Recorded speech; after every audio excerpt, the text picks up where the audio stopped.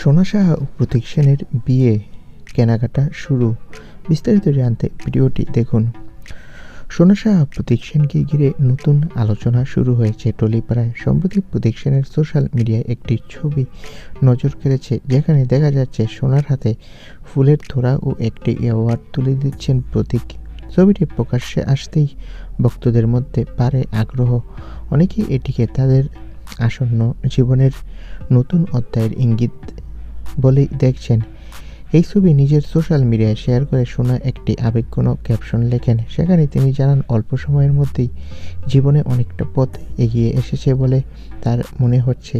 নতুন পথ চলা পাশে থাকা মানুষদের প্রতি কৃতজ্ঞতা প্রকাশ করেন তিনি। বিশেষ করে প্রতীক সেনের সহযোগিতা ও উৎসাহের কথা আলাদা করে উল্লেখ করেন সোনা। অন্যদিকে একটি অনুষ্ঠানের মঞ্চে দাঁড়িয়ে প্রতীক সেনও সোনাকে নিয়ে কথা বলেন। তিনি জানান, জীবনের প্রতিদিনের লড়াইয়ে এখন তার পাশে রয়েছে সোনা সাহা। সেই কারণেই এই বিশেষ মুহূর্তে সোনার হাতেই তিনি সম্মান তুলে দিতে চেয়েছেন। প্রতীকের বক্তব্যে উঠে আসে পারস্পরিক বিশ্বাস ও মানসিক সমর্থনের বিষয়টি।